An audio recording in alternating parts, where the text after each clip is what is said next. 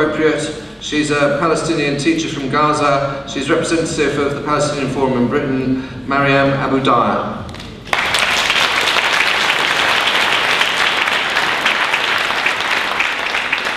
Thank you. Assalamu alaikum and peace be upon you all. I have a message, what's the letter, from the people of Gaza. Dear people of the world, Gaza has experienced a brutal massacre, death, displacement, destruction, segregation, besieged, and I may go on, but this is the reality of the occupation. Operation Cast Lead may have exposed an explicit form of Israel's ongoing terrorism, but we, the Palestinians, never expected anything less. There have been many massacres prior to this one, and even more so, it is essential to note that the Palestinians all over Palestinian land are killed by Israeli forces day in, day out, simply for being a Palestinian. Palestinian people are forced to witness bulldozers crush their own homes simply because they are Palestinian. Our ability to seek medical care is not determined by illness or pain, but by the chances of crossing a checkpoint simply due to the Palestinian blood that runs through our veins. This is true, this is death, this is displacement, this is destruction of life.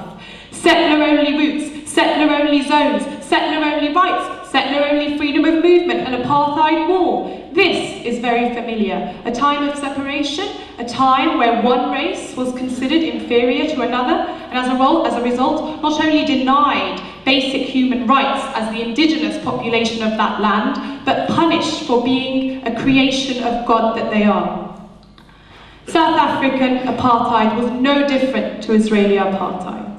No oppression or injustice has ever gone without falling. The apartheid regime ended, the collapse of Nazism, and I may go on. The free nations of the Arab Spring, who are still celebrating, it was all achieved by the determination of the people in their masses, people with a united drive to fight for freedom.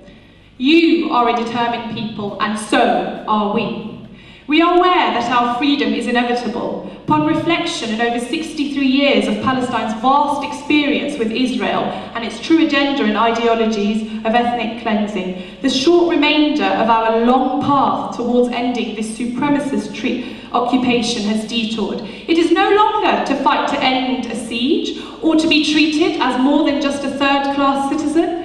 We will fight for our freedom to return to our olive groves, our citrus trees and our homes, our freedom to live as free Palestinians in a free Palestine, and we will accept absolutely nothing less.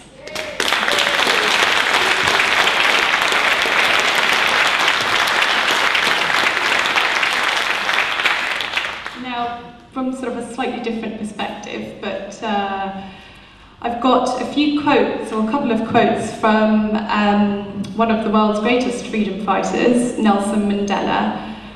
And the first one is in 1953 when he was addressing the African National Congress. There is no easy walk to freedom anywhere, and many of us will have to pass through the valley of the shadow again and again before we reach the mountain tops of our desires. Dangers and difficulties have not deterred us in the past, and they will not frighten us now. And there's one more from his autobiography, Long Walk to Freedom.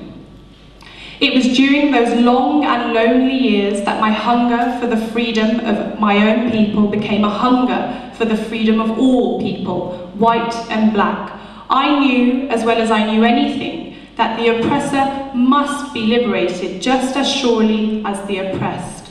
A man who takes away another man's freedom is a prisoner of hatred. He is locked behind the bars of prejudice and narrow-mindedness.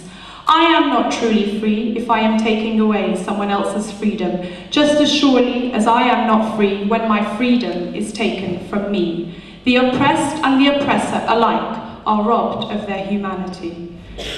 Thank you.